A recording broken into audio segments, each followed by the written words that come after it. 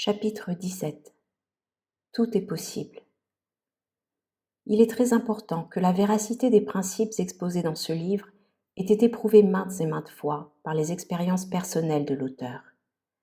Au cours des 25 dernières années, il a appliqué ces principes et les a prouvés avec succès dans d'innombrables cas.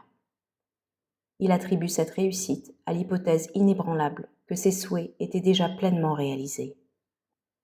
Il était convaincu que par ces hypothèses fixes, ses désirs étaient prédestinés à être satisfaits. Maintes et maintes fois, il a assumé le sentiment de son souhait réalisé et l'a poursuivi jusqu'à ce que ce qu'il désirait soit complètement réalisé. Vivez votre vie dans un esprit sublime de confiance et de détermination. Négligez les apparences, les conditions, en fait toutes les preuves de vos sens qui nient l'accomplissement de votre désir. Reposez-vous en supposant que vous êtes déjà ce que vous voulez être, car dans cette hypothèse déterminée, vous et votre être infini, fusionnés dans l'unité créatrice, et avec votre être infini, Dieu, tout est possible. Grâce à la maîtrise de vos hypothèses, vous êtes vraiment capable de maîtriser la vie. C'est ainsi que l'on monte sur l'échelle de la vie. Ainsi se réalise l'idéal. L'indice du but réel de la vie est de s'abandonner à son idéal avec une telle conscience de sa réalité que vous commencez à vivre la vie de votre idéal et non plus votre propre vie telle qu'elle était avant cet abandon. Il appelle des choses qui ne sont pas vues comme si elles étaient, et l'invisible devient visible. Romains, chapitre 4, verset 17. Chaque hypothèse a son monde correspondant. Si vous êtes vraiment observateur, vous remarquerez le pouvoir qu'ont vos hypothèses de changer les circonstances qui semblent totalement immuables. Par vos suppositions conscientes, vous déterminez la nature du monde dans lequel vous vivez. Ignorez votre état actuel et assumez le souhait réalisé. Réclamez. Il y aura réponse. La loi de la création de la réalité est le moyen par lequel l'accomplissement de vos désirs peut être réalisé. Chaque moment de votre vie, consciemment ou inconsciemment, vous assumez un sentiment. Vous ne pouvez pas plus éviter d'assumer un sentiment que vous ne pouvez éviter de manger et de boire. Tout ce que vous pouvez faire est de contrôler la nature de vos hypothèses. On voit donc clairement que le contrôle de votre hypothèse est la clé que vous détenez maintenant pour mener une vie toujours plus riche, plus heureuse et plus noble. Chapitre 18. Vous êtes le créateur. Soyez les créateurs de la parole et ne soyez pas que des auditeurs, vous trompant vous-même. Car si quelqu'un entend la parole et ne la pratique pas, il est semblable à un homme qui voit son vrai visage dans un verre d'eau et s'en va, en oubliant aussitôt quel homme il était.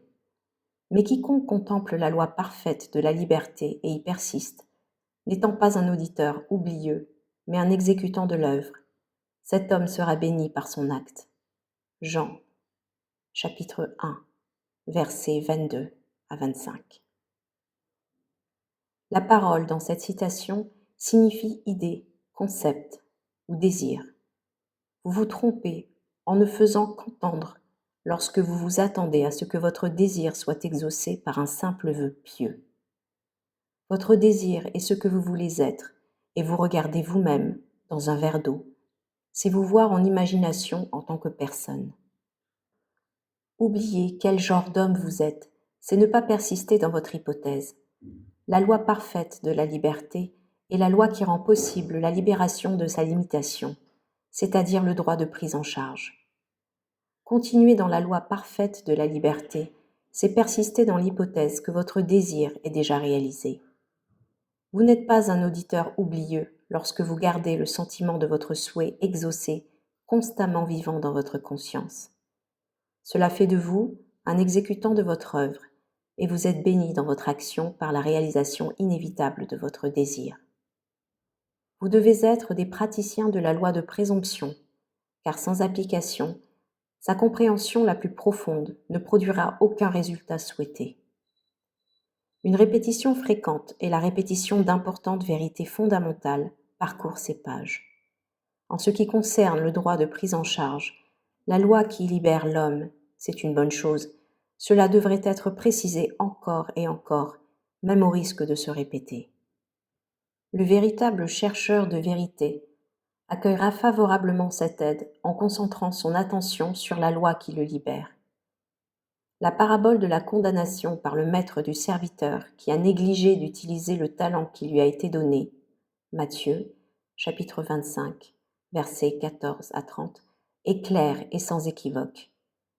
Après avoir découvert en vous la clé de la maison du trésor, vous devriez être comme un bon serviteur qui, par un usage judicieux, a multiplié les talents qui lui ont été confiés. Le talent qui vous est confié est le pouvoir de déterminer consciemment votre hypothèse. Le talent non utilisé, comme le membre non exercé, se fane et finit par s'atrophier. Ce que vous devez rechercher, c'est être. Pour faire, il faut être. La finalité d'un désir est d'être. Votre conception de vous-même ne peut être chassée de votre confiance que par une conception de vous-même. En créant un idéal dans votre esprit, vous pouvez vous identifier à lui jusqu'à ce que vous deveniez un et identique avec celui-ci, vous transformant ainsi en cet idéal recherché. La dynamique prévaut sur la statique, l'actif sur le passif. Celui qui fait cela est magnétique et donc infiniment plus créatif que celui qui entend simplement. Soyez parmi ceux qui font. Chapitre 19. L'essentiel. Les points essentiels pour une utilisation réussie du droit de prise en charge sont les suivants. D'abord et avant tout, le désir. Le désir intense et brûlant. De tout votre cœur, vous devez vouloir être différent de ce que vous êtes.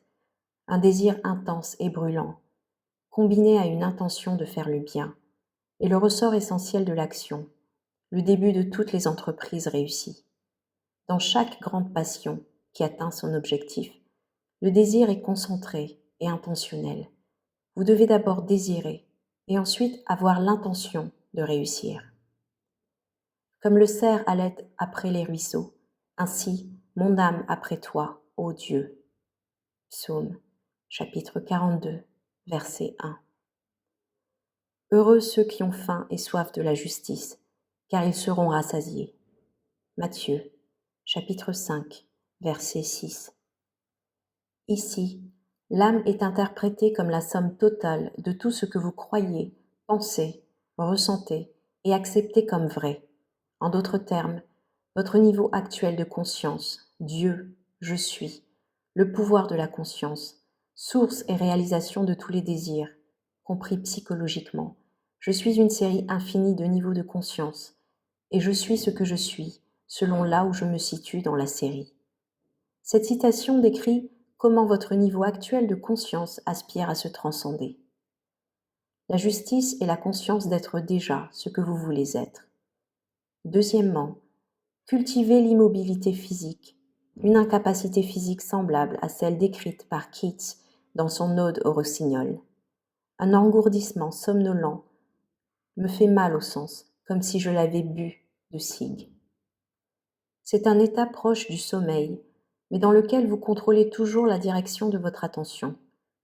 Vous devez apprendre à induire cet état à volonté, mais l'expérience nous a appris qu'il est plus facile de l'induire après un repas copieux ou lorsque vous vous réveillez le matin avec une très grande répugnance à vous lever.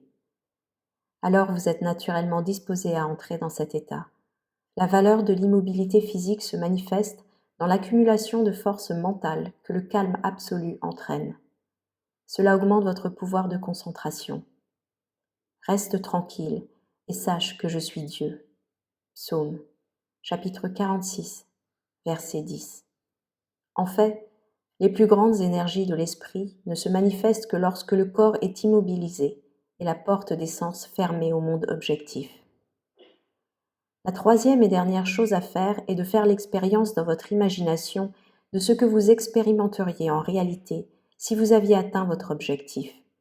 Vous devez d'abord l'imaginer, car l'imagination est la porte même de la réalité de ce que vous recherchez.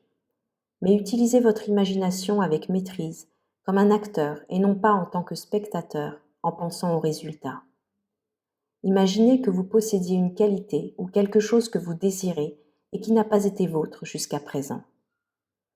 Abandonnez-vous complètement à ce sentiment jusqu'à ce que tout votre être en soit possédé. Cet état diffère de la rêverie à cet égard. Il est le résultat d'une imagination contrôlée et d'une attention soutenue et concentrée, alors que la rêverie est le résultat d'une imagination non maîtrisée, généralement un rêve éveillé. À l'état contrôlé, un minimum d'effort suffit pour que votre conscience soit remplie du sentiment du désir réalisé. L'immobilité physique et mentale de cet état est un puissant moyen d'attention volontaire et un facteur majeur d'effort minimum. L'application de ces 3 points. 1. Désir. 2. Immobilité physique. 3. Assomption du désir déjà réalisé. C'est la voie vers l'union ou l'union avec votre objectif. Le premier point est de penser au résultat avec l'intention de le réaliser. Le troisième point est de penser à partir du résultat avec le sentiment d'accomplissement. Le secret pour penser au résultat est de profiter de l'état d'être. Dès que vous le rendez agréable et que vous imaginez que vous le vivez, vous commencez à penser à partir du résultat. L'un des malentendus les plus répandus est de penser que cette loi ne fonctionne que pour ceux qui ont un objectif dévot ou religieux. C'est une erreur. Cela fonctionne aussi impersonnellement que la loi sur l'électricité. Cela peut être utilisé à des fins passionnées, égoïstes ou nobles. Mais il ne faut jamais oublier que des pensées et actions ignobles entraînent inévitablement des conséquences malheureuses. Chapitre 20. Droiture. Dans le chapitre précédent, la justice était définie comme la conscience d'être déjà ce que vous voulez être. C'est sa véritable signification psychologique et ne fait évidemment pas référence à l'adhésion aux codes moraux, aux droits civils et aux préceptes religieux. Vous ne pouvez pas attacher trop d'importance à être juste. En fait, toute la Bible est imprégnée d'applications et d'exhortations à ce sujet. Brisez vos péchés par la justice. Daniel, chapitre 4, verset 27. Ma justice, je la tiens ferme et ne la lâcherai pas. Mon cœur ne me fera pas de reproche tant que je vivrai. Job, chapitre 27, verset 6. Ma justice répondra pour moi dans les temps à venir. Genèse, chapitre 30, verset 33.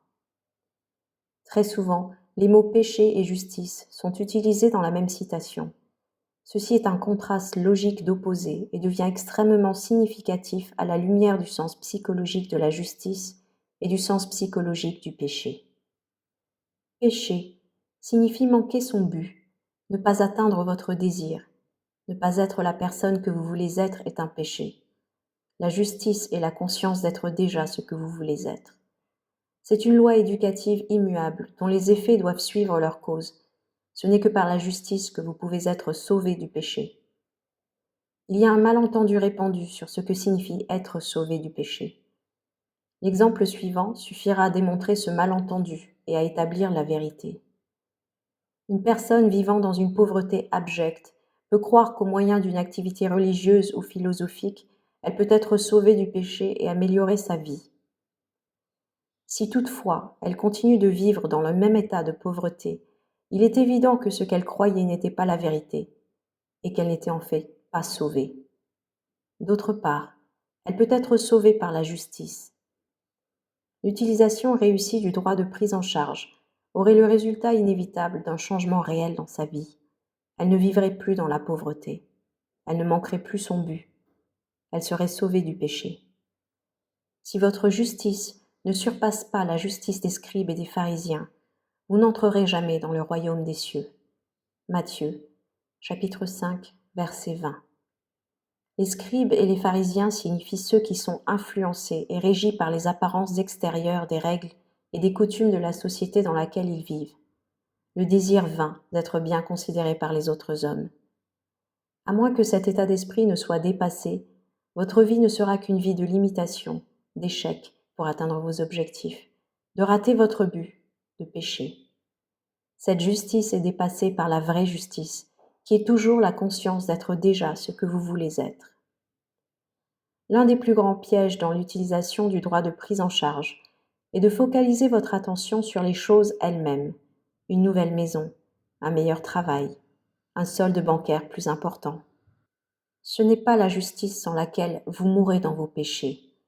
Jean, chapitre 8, verset 24. La justice n'est pas la chose elle-même, c'est la conscience, le sentiment d'être déjà la personne que vous voulez être, d'avoir déjà la chose que vous désirez. Cherchez d'abord le royaume de Dieu et sa justice, et toutes ces choses vous seront données. Matthieu, chapitre 6, verset 33. Le royaume, création entière, de Dieu, votre je suis, est en vous. La justice et la conscience que vous possédez déjà tout. Chapitre 21. Le libre arbitre. La question est souvent posée. Qu'est-ce qui devrait être fait entre la prise en charge du souhait et sa réalisation? Rien.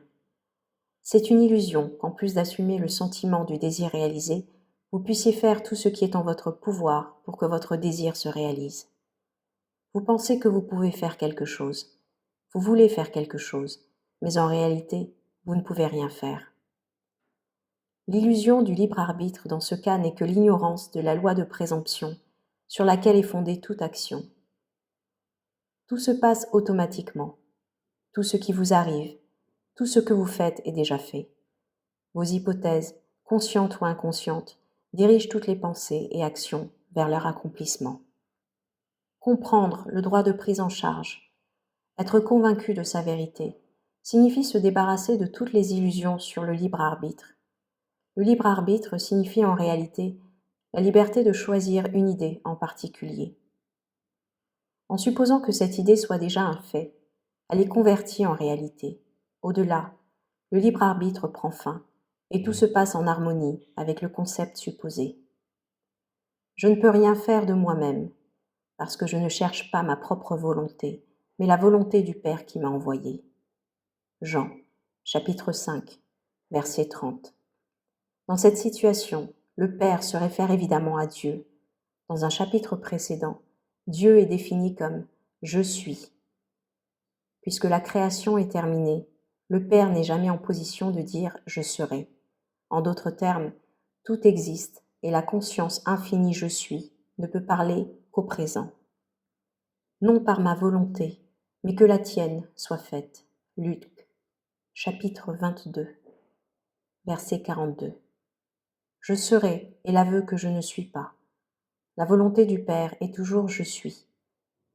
Jusqu'à ce que vous réalisiez que vous êtes le Père. Il n'y a qu'un je suis, et votre moi infini est ce je suis.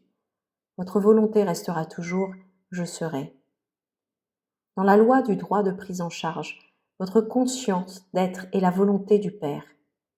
Le simple souhait, sans cette conscience, est le ma volonté. Cette grande citation, si mal comprise, est un énoncé parfait de la loi de l'hypothèse. Il est impossible de faire quoi que ce soit. Vous devez être pour être en mesure de faire. Si vous aviez un autre concept de vous-même, tout serait différent. Vous êtes ce que vous êtes, donc tout est comme il doit être en fonction de cela. Les événements que vous observez sont déterminés par le concept que vous avez de vous-même. Si vous modifiez votre conception de vous-même, les événements qui vous attendent dans le temps sont modifiés, mais ainsi modifiés, ils forment à nouveau une séquence déterministe à partir du moment où ce concept a changé. Vous êtes un être doté de pouvoirs d'intervention qui vous permettent, par un changement de conscience, de modifier le cours des événements observés, en fait, de modifier votre avenir. Niez l'évidence des sens et assumez le sentiment du désir réalisé. Dans la mesure où votre hypothèse est créative et forme une atmosphère, votre hypothèse, si elle est positive, augmente votre assurance et vous aide à atteindre un niveau d'être plus élevé. Si en revanche, votre hypothèse est négative, elle vous gêne et rend votre descente plus rapide. De même que les belles hypothèses créent une atmosphère harmonieuse, les sentiments durs et amers créent une atmosphère dure et amère. Pensez à toutes ces choses pures, justes, belles, de bons rapports. Réfléchissez à ces choses. Philippiens, chapitre 4, verset 8. Cela signifie faire de vos hypothèses les concepts les plus élevés, les plus nobles et les plus heureux. Il n'y a pas de meilleur moment pour commencer que maintenant. Le moment présent est toujours le plus opportun pour éliminer toutes les suppositions déplaisantes et se concentrer uniquement sur le bien. Il n'y a pas de valeur manichéenne du bien et du mal au sens moral ou biblique. En plus de vous-même, revendiquez aux autres leur héritage divin. Ne voyez que leur bien et le bien en eux. Incitez les personnes à s'élever, à la confiance et à leur affirmation de soi, en assumant sincèrement leur bien, et vous serez leur prophète et leur guérisseur, car un accomplissement inévitable attend toutes les hypothèses soutenues. Ceci contredit allègrement un auteur qui affirme que nul ne peut créer dans l'expérience d'un autre. Vous gagnez par vos croyances ce que vous ne pouvez jamais obtenir par la force. Une hypothèse est un certain mouvement de conscience. Ce mouvement, comme tous les mouvements, exerce une influence sur la substance environnante, lui donnant forme, écho et reflet de l'hypothèse. Un changement de fortune est une nouvelle direction et perspective, simplement un changement d'arrangement de la même substance mentale, la conscience. Si vous voulez changer votre vie, vous devez commencer à la source même, avec votre propre concept de base du soi. Un changement externe, comme faire partie d'organisations, de partis politiques, d'organisations religieuses ne suffit pas. La cause va plus loin. Le changement essentiel doit avoir lieu en vous-même, dans votre propre concept de soi. Vous devez supposer que vous êtes ce que vous voulez être et persister, car la réalité de votre supposition a son existence en toute indépendance du fait objectif et se revêtira de chair si vous persistez dans le sentiment du désir réalisé. Lorsque vous saurez que les hypothèses, si elles persistent, deviennent des faits, alors les événements qui semblent être de simples accidents imprévisibles seront compris par vous comme les effets logiques et inévitables de votre hypothèse. La chose importante à garder à l'esprit est que vous avez le libre arbitre infini dans le choix de vos hypothèses, mais pas le pouvoir de déterminer les conditions et les événements. Vous ne pouvez rien créer, mais votre hypothèse détermine la partie de la création que vous allez expérimenter. Chapitre 22. Persistance. Et je vous dis, demandez, et il vous sera donné. Cherchez, et vous trouverez. Frappez, et il vous sera ouvert. Luc, chapitre 11, versets 5 à 9. Demander, chercher et frapper signifie assumer la conscience d'avoir déjà ce que vous désirez. Ainsi, les Écritures vous disent que vous devez persister dans l'éveil de la conscience que votre souhait est déjà exaucé. La promesse est claire que si vous êtes impudent, insistant, en supposant que vous avez déjà ce que vos sens nient, cela vous sera donné, votre désir sera réalisé. La Bible enseigne la nécessité de la persistance en utilisant de nombreuses histoires. Quand Jacob chercha une bénédiction de la part de l'ange avec lequel il luttait, il dit « Je ne te laisserai pas partir si tu ne me bénis pas. » Genèse, chapitre 32, verset 26. La même idée est exprimée dans un autre passage.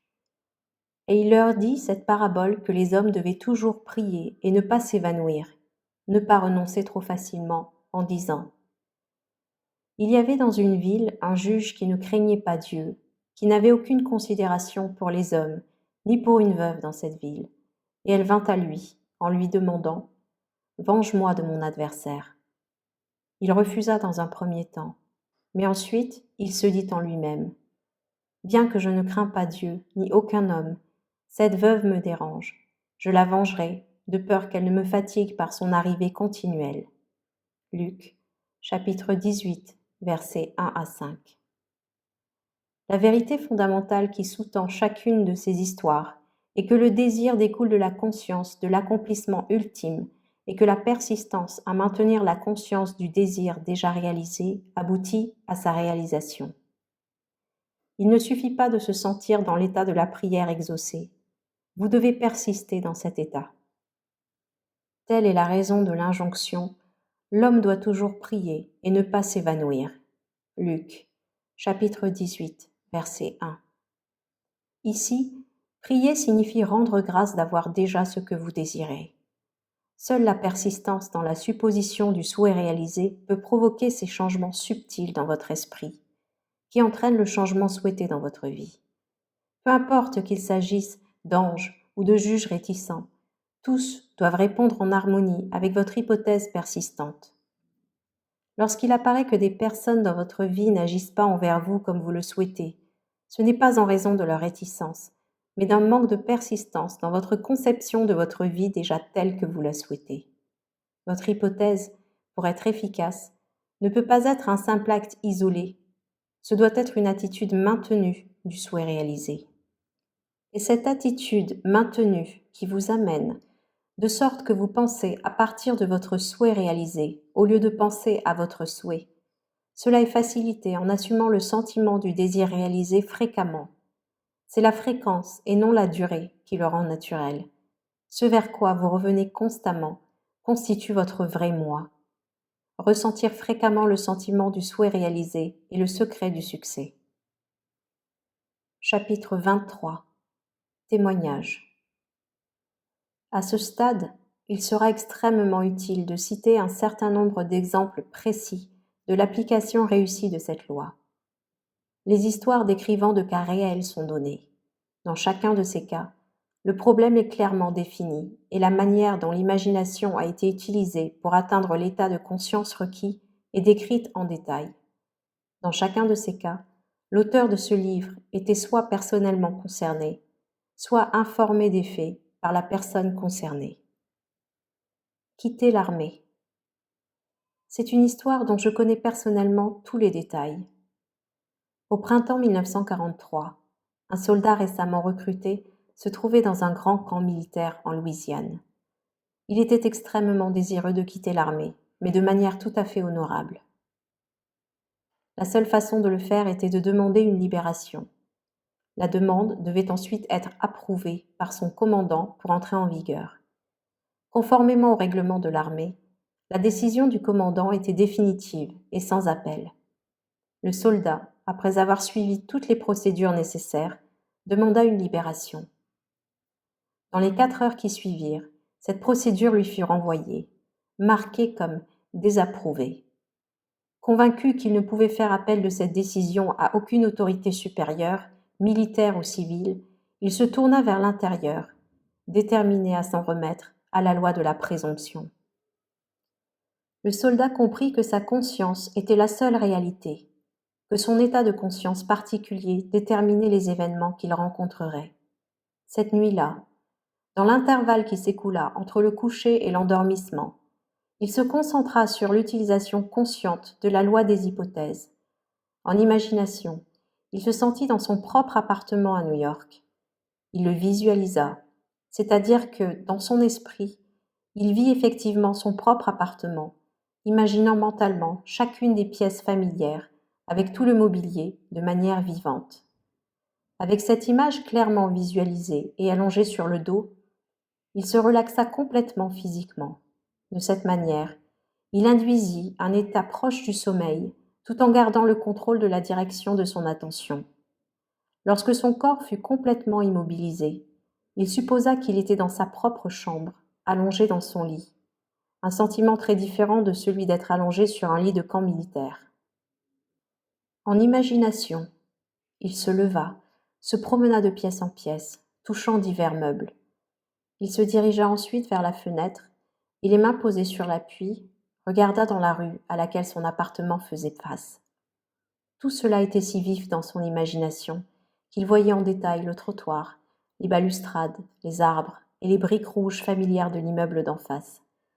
Il retourna à son lit et se sentit tomber dans le sommeil. Il savait qu'il était de la plus haute importance pour le succès de l'utilisation de cette loi, qu'au moment de s'endormir, sa conscience soit remplie par l'hypothèse qu'il était déjà ce qu'il voulait être.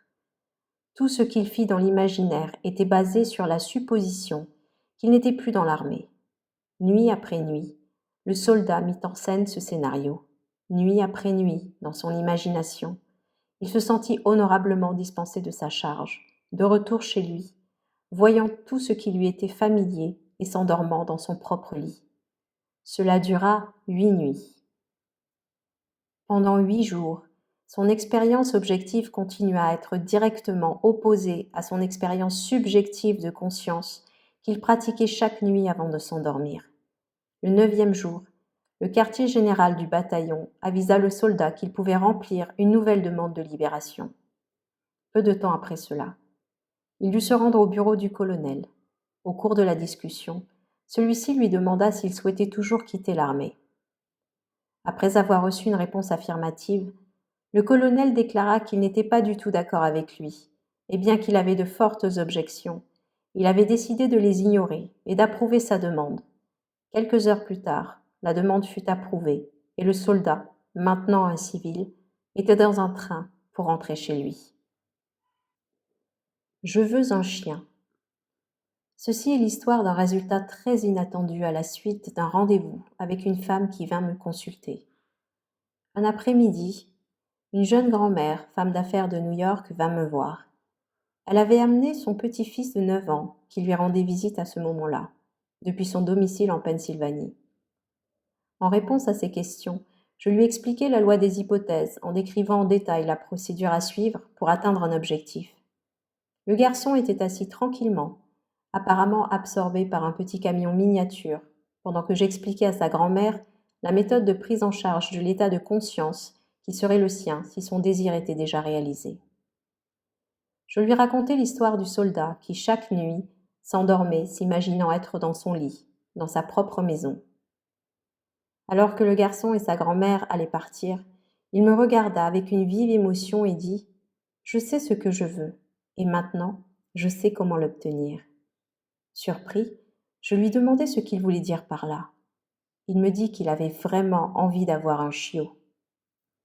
Sa grand-mère protesta vigoureusement en déclarant au garçon qu'il lui avait été expliqué à plusieurs reprises qu'il ne pouvait avoir de chien en aucune circonstance, que ses père et mère ne le permettraient pas, qu'il était trop jeune pour en prendre soin. Et son père avait une profonde aversion pour les chiens. Il détestait en fait l'idée même d'en avoir un. Tous ces arguments étaient des arguments que le garçon refusa de comprendre.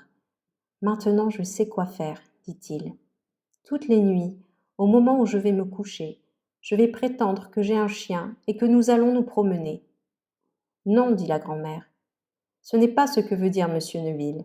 Cela ne vous était pas destiné. Vous ne pouvez pas avoir de chien. » Environ 6 semaines plus tard, la grand-mère me raconta cette histoire étonnante. Le désir du garçon de posséder un chien était si intense qu'il avait absorbé tout ce que j'avais dit à sa grand-mère sur la manière de réaliser son désir, et il croyait implicitement qu'il avait enfin un chien. Mettant cette croyance en pratique, le garçon imagina pendant plusieurs nuits qu'un chien était couché dans son lit à côté de lui. En imagination, il caressait le chien, sentant sa fourrure. Des choses comme jouer avec le chien et l'emmener promener occupèrent son esprit. En quelques semaines, cela arriva.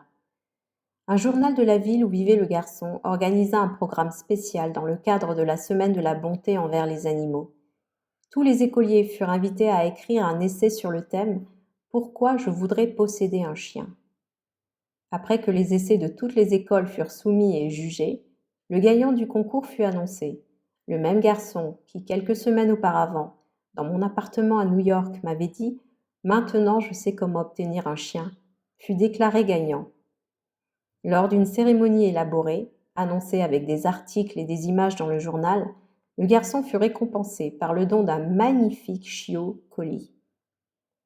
En racontant cette histoire, la grand-mère me dit que si le garçon avait reçu l'argent avec lequel acheter un chien, ses parents l'auraient refusé ou l'auraient placé en caisse d'épargne pour leur fils. De plus, si quelqu'un avait fait cadeau d'un chien à leur enfant, il l'aurait refusé ou donné.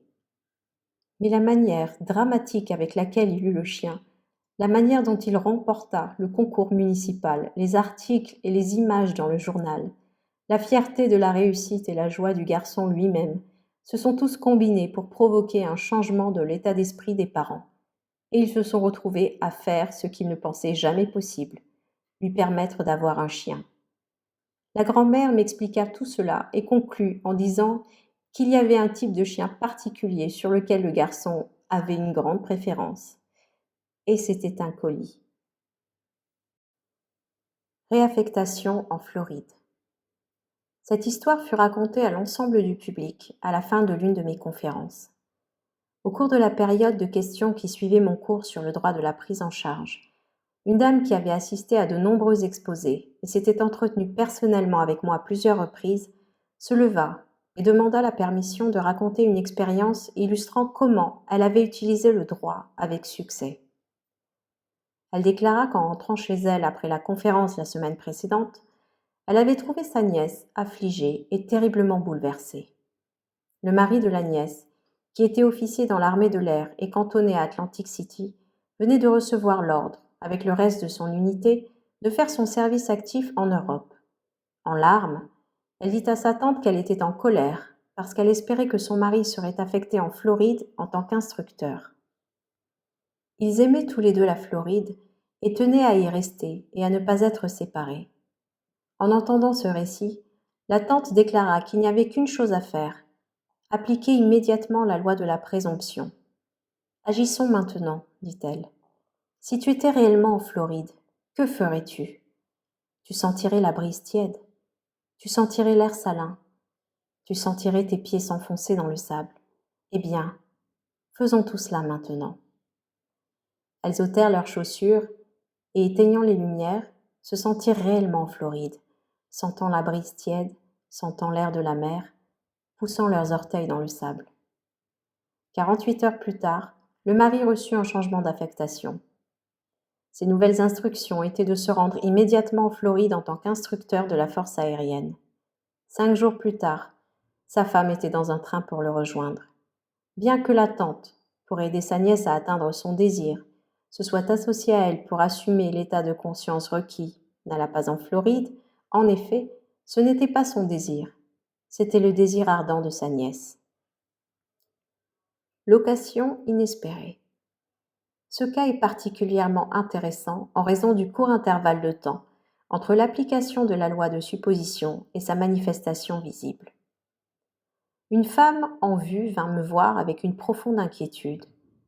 Elle disposait d'un bel appartement de ville et d'une grande maison de campagne, mais comme les nombreuses charges qui lui étaient réclamées dépassaient ses modestes revenus, il était absolument essentiel qu'elle loue son appartement quand elle et sa famille passaient l'été dans leur maison de campagne. Les années précédentes, l'appartement avait été loué sans difficulté au début du printemps, mais le jour où elle vint me voir, la saison des locations estivales était terminée. Depuis des mois, l'appartement était entre les mains des meilleurs agents immobiliers, mais personne ne s'était intéressé à venir le voir. Quand elle lui décrit sa situation, je lui expliquai comment la loi de la prise en charge pouvait être appliquée pour résoudre son problème.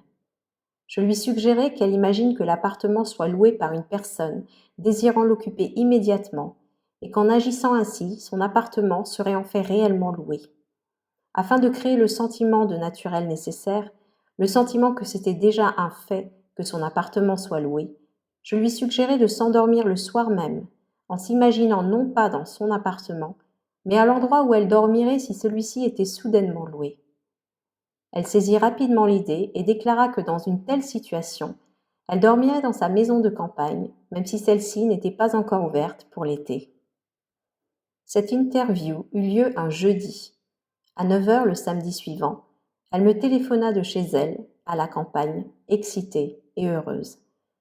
Elle me dit qu'elle s'était endormie le jeudi soir en imaginant et en se sentant dormir dans sa maison de campagne à de nombreux kilomètres de l'appartement qu'elle occupait en ville. Le vendredi, le lendemain, une locataire très sérieuse, une locataire qui répondait à toutes ses exigences en tant que personne responsable, a non seulement loué l'appartement, mais l'a loué à la condition qu'elle puisse emménager le même jour. Rien n'est jamais perdu. Seule l'utilisation la plus complète et la plus intense de la loi de présomption aurait pu produire de tels résultats dans cette situation extrême. Il y a 4 ans, un ami de notre famille me demanda de parler à son fils de 28 ans. Celui-ci n'avait pas une très grande espérance de vie. Il souffrait d'une maladie cardiaque rare. Cette maladie entraînait la désintégration de l'organe. Les soins médicaux longs et coûteux avaient été vains. Les médecins n'avaient aucun espoir de guérison. Pendant longtemps, le fils avait été confiné dans son lit. Son corps était devenu presque un squelette.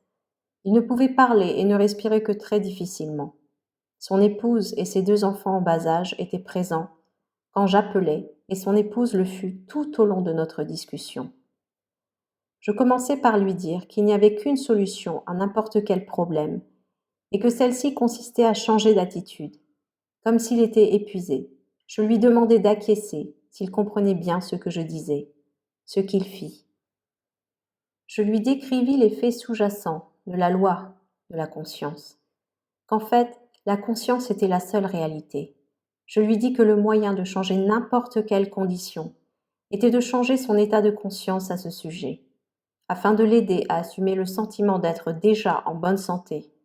Je lui suggérais que dans son imagination, il voit le visage du médecin exprimer un étonnement incrédule en le trouvant guéri, contrairement à toute logique des derniers stades d'une maladie incurable, de le voir revérifier son examen et l'entendre dire sans cesse « C'est un miracle, c'est un miracle ». Non seulement il comprenait tout cela clairement, mais il le crut implicitement. Il promit qu'il suivrait fidèlement cette procédure. Son épouse, qui avait écouté attentivement, m'assura qu'elle aussi utiliserait avec diligence la loi de la prise en charge et son imagination de la même manière que son mari.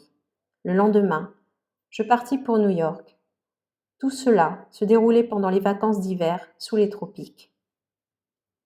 Plusieurs mois plus tard, je reçus une lettre m'annonçant que le fils avait guéri miraculeusement. Lors d'une visite suivante, je le rencontrai en personne. Il était en parfaite santé, activement engagé dans les affaires et appréciait énormément les nombreuses activités sociales avec ses amis et sa famille. Il me dit que depuis le jour de mon départ, il ne douta jamais que ça marcherait. Il décrivit comment il avait suivi fidèlement la suggestion que je lui avais faite et avait vécu jour après jour dans l'hypothèse d'être déjà en très bonne santé. Aujourd'hui, 4 ans après son rétablissement, il est convaincu que la seule raison pour laquelle il est encore de ce monde est due à son succès dans l'utilisation de la loi de la prise en charge. L'appartement à New York. Le couple dans cette histoire a assisté à mes conférences pendant un certain nombre d'années.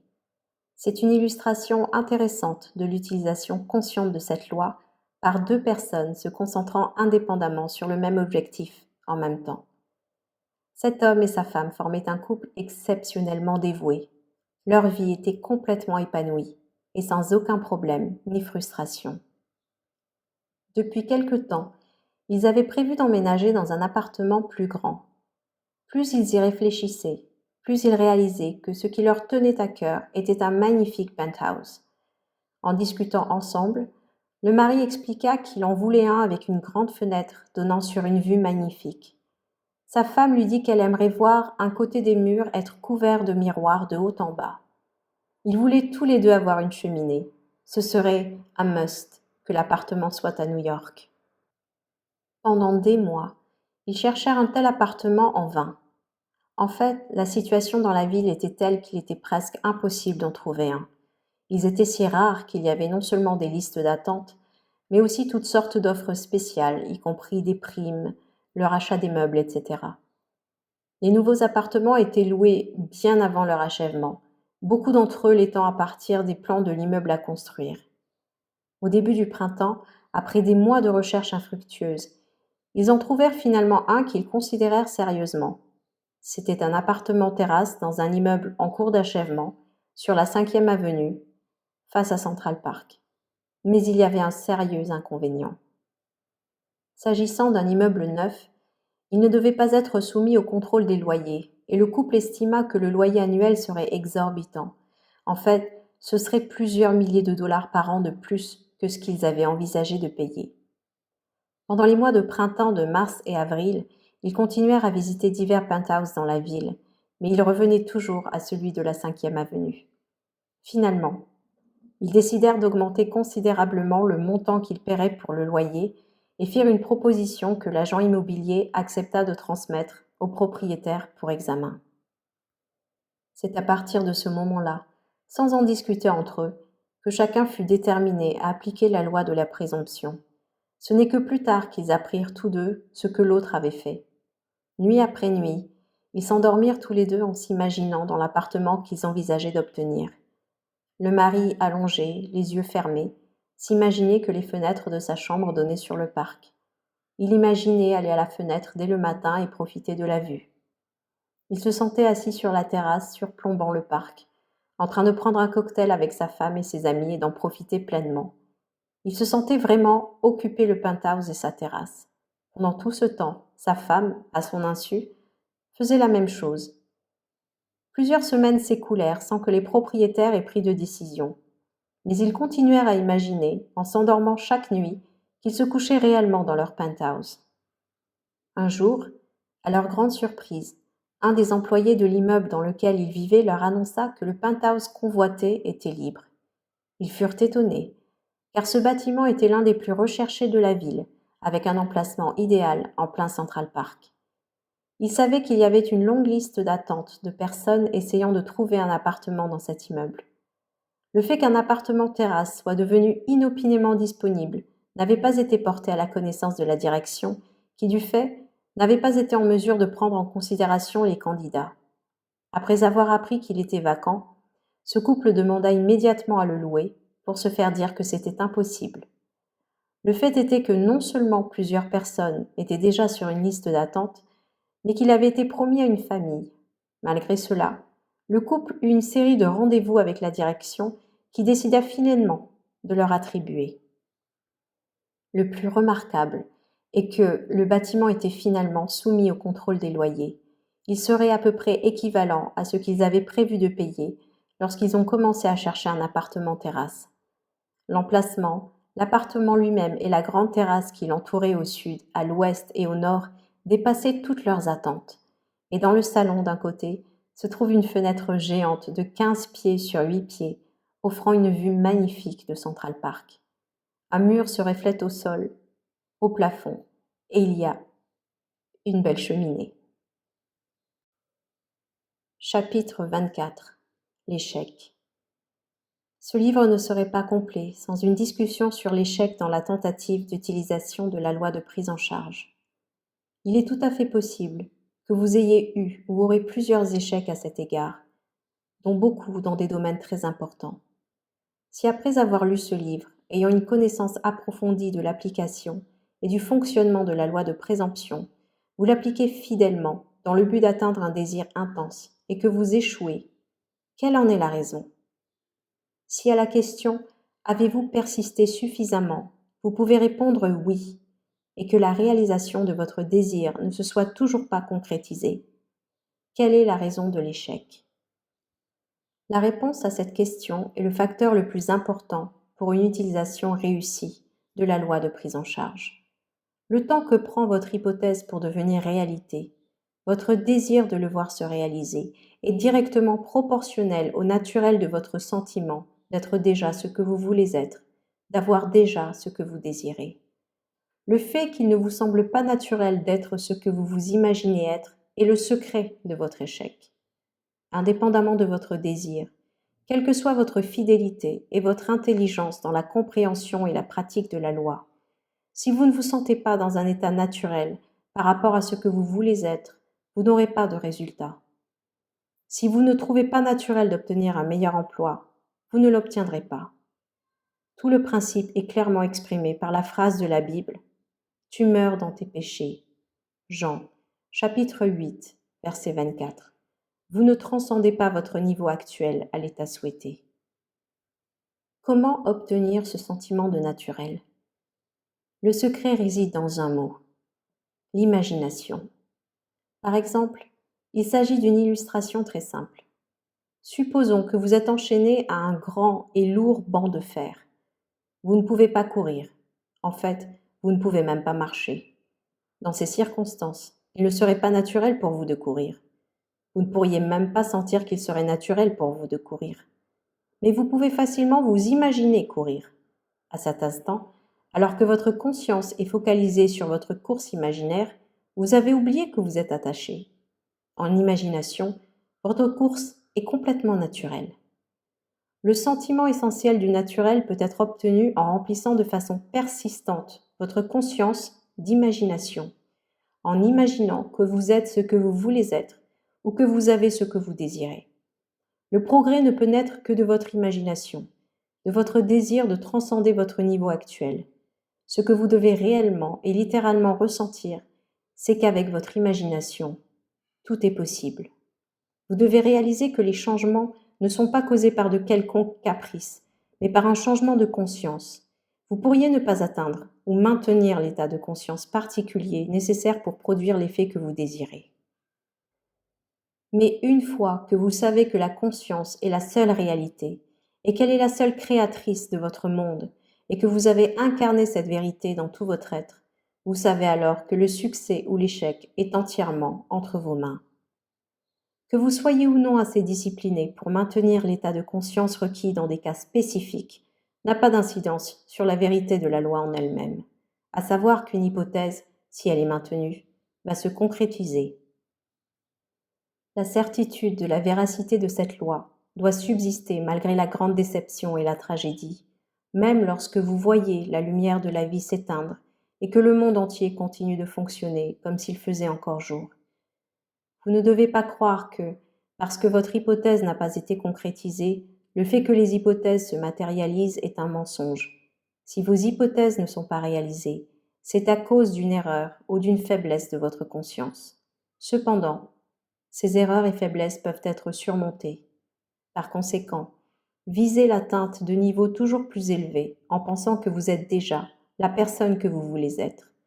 Et rappelez-vous que le temps qu'il faut à votre hypothèse pour devenir réalité est proportionnel au naturel de votre état d'être. L'homme s'entoure de la véritable image de lui-même. Chaque esprit se construit une demeure et au-delà de sa demeure, un monde et au-delà de son monde, un paradis. Sachez alors que le monde existe pour vous. Pour vous, le phénomène est parfait. Ce que nous sommes, nous pouvons seulement le voir. Tout ce qu'Adam a eu, tout ce que César a pu faire, tu peux l'avoir et l'être. Adam a appelé sa maison ciel et terre. César a appelé sa maison Rome. Vous désirez peut-être le métier de cordonnier, sans acre de terre ou une mansarde d'érudit. Pourtant, ligne par ligne et point par point, votre domination est aussi grande que la leur, mais sans nom précis. Construisez donc votre propre monde, aussi vite que vous conformerez votre vie à la purité dans votre esprit, aussi vite cela dévoilera sa grande proportion. Emerson. Chapitre 25. La foi. Un miracle est le nom donné par ceux qui n'ont pas la foi aux œuvres de la foi. La foi est la substance des choses espérées, l'évidence des choses non vues. Hébreux, chapitre 11, verset 1. L'essence même de la loi de prise en charge est contenue dans cette citation.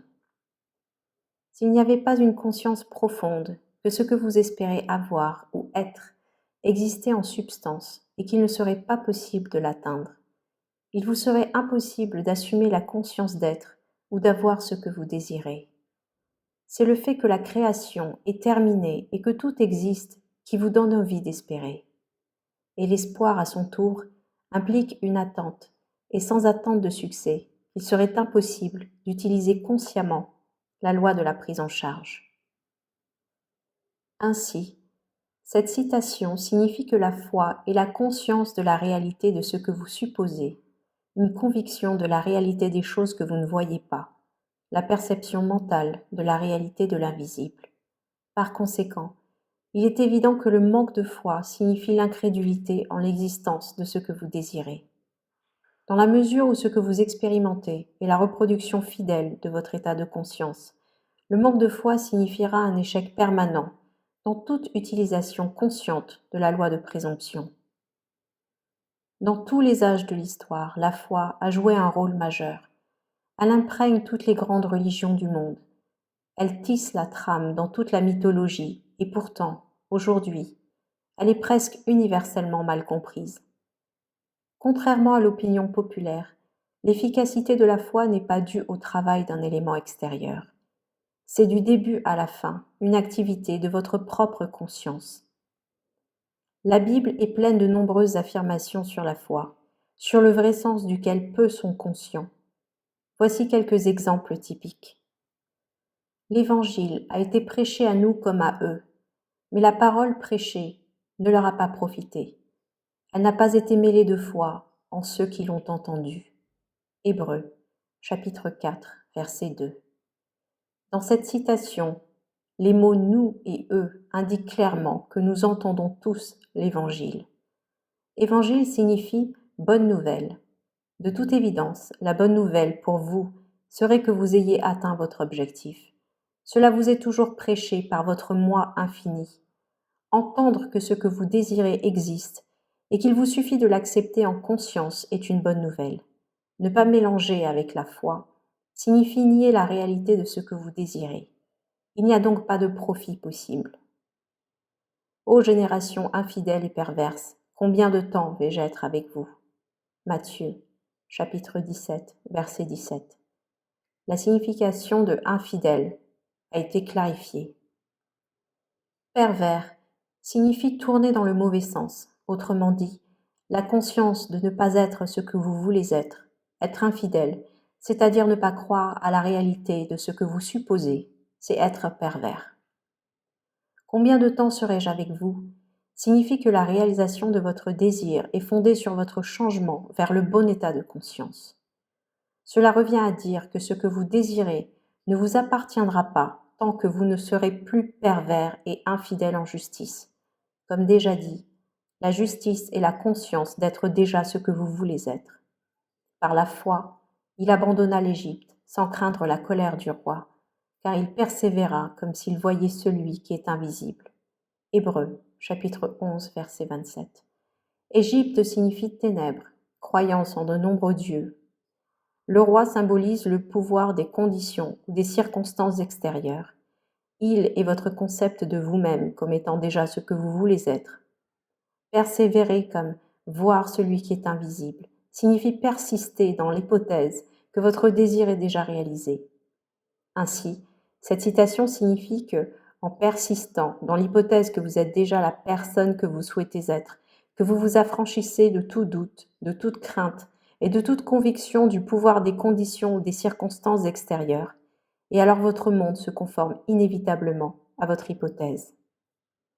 Les définitions du dictionnaire pour la foi, l'ascension de l'esprit ou la compréhension de la vérité, adhésion sans faille à un principe, sont si pertinents qu'ils auraient pu être écrits avec la loi de présomption en tête. La foi ne soulève pas de questions. La foi sait. Chapitre 26. La destinée. Votre destin est ce que vous devez inévitablement expérimenter. En réalité, il existe un nombre infini de destins individuels dont chacun, une fois atteint, constitue le point de départ d'un nouveau destin. Puisque la vie est infinie, le concept du destin ultime est inconcevable. Lorsque nous comprenons que la conscience est la seule réalité, nous savons quel est le seul créateur. Cela signifie que votre conscience est la créatrice de votre destin. Le fait est que vous créez votre destin à chaque instant, que vous le sachiez ou non. Beaucoup de bonnes choses, et même merveilleuses, sont entrées dans votre vie sans que vous puissiez en déduire que vous en étiez le créateur. Cependant, la compréhension des causes de votre expérience et le fait de savoir que vous êtes le seul créateur du contenu de votre vie, qu'il soit bon ou mauvais, font de vous un observateur beaucoup plus perspicace de tous les phénomènes de la vie. Mais également grâce à la connaissance du pouvoir de votre propre conscience, vous intensifiez votre appréciation de la richesse et de la grandeur de la vie. Indépendamment de vos expériences occasionnelles, votre destin est de vous élever à des états de conscience de plus en plus hauts et de faire se manifester de plus en plus d'infinies merveilles de la création. En réalité, vous êtes destiné à atteindre le point où vous réalisez que par votre propre désir, vous pouvez créer consciemment vos destins successifs. L'étude de ce livre, avec son exposé détaillé de la conscience et le fonctionnement de la loi de la présomption, est la clé maîtresse de la réalisation consciente de votre destin le plus élevé. Ce jour même commence votre nouvelle vie. Abordez chaque expérience dans un nouvel état d'esprit, avec un nouvel état de conscience. Assumez le plus noble et le meilleur pour vous-même à tous égards et persistez dans cette voie. Soyez-en sûrs, de grandes merveilles sont possibles. Chapitre 27. Révérence. Tu n'aurais jamais rien fait si tu ne l'avais jamais aimé. Sagesse. Chapitre 11, verset 24.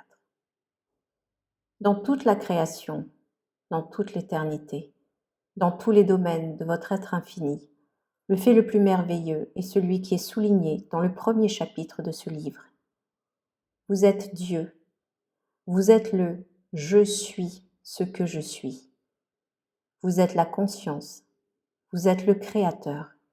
C'est le mystère. C'est le grand secret connu des voyants, des prophètes et des mystiques à travers les âges. C'est une vérité que vous ne pouvez jamais connaître intellectuellement.